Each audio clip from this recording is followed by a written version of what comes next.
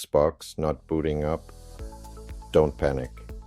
Today, I'm going to show you the practical steps you can take at home to find out what's wrong before you visit a repair shop. First, the classic reset. Unplug your power cable from both the console and the wall. Wait 30 seconds to let the internal surge protector reset. Always plug directly into the wall. Power strips can limit current. Also, check your HDMI port for bent pins. Sometimes it's just a signal issue, not a boot failure. If it still won't start, try the troubleshooter menu. Hold the pair and eject buttons, then press power.